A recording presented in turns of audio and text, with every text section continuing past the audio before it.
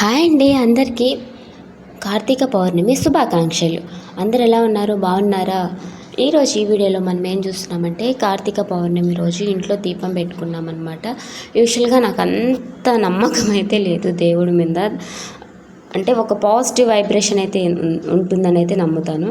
తర్వాత గుడికి వెళ్ళామన్నమాట. గుడికి వెళ్ళేసి గుళ్ళో కూడా అందరూ రకరకాల, మేము తమిళనాడులో ఉంటామని చెప్పాం కదా, ఇక్కడ మడపురం కాళీ అని ఒక గుడి ఉందన్నమాట. ఆ గుడికి వెళ్ళాము. అక్కడ కూడా అందరూ బిజీగా దీపాలు పెడుతూ ఉన్నారనమాట.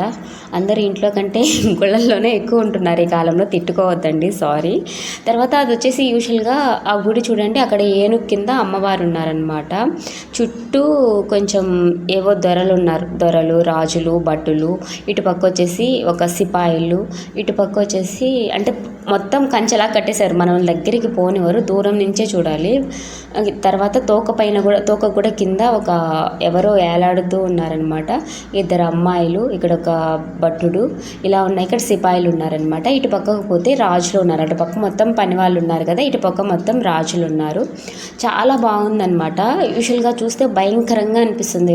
పెద్దగా ఉన్నారు అమ్మవారు. పెద్ద మాల వేసుకున్నాం. యూజువల్గా మా పాపకి ఏదో మొక్క అనమాట, మా ఆడబిడ్డ మొక్కుకునింది. అందుకోసం అది తీర్చడానికి కూడా వెళ్ళామన్నమాట అట్ ఎ టైం అనమాట. కానీ మొక్కులు ఎందుకు మొక్కుతారు, అమ్మవారిని తినలేదనమాట. ఇంత దూరం నుంచి చూడనిస్తారనమాట.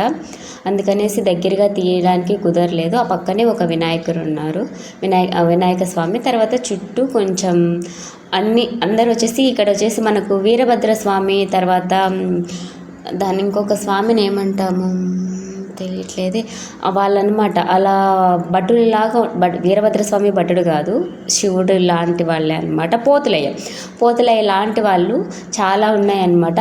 యూజువల్గా ఆమెకు అందరూ అన్న తమ్ముడు అలా అవుతారంట.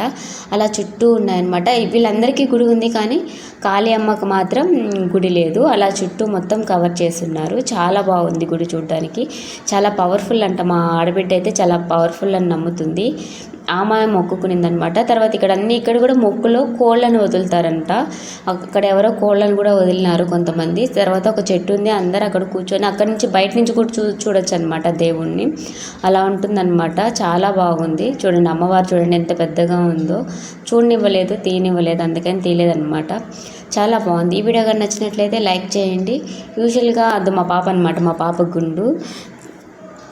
అలా జరిగిందనమాట. మొత్తానికైతే కార్తీక పౌర్ణమిని అలా గుళ్ళో అలా జరిగిపోయింది.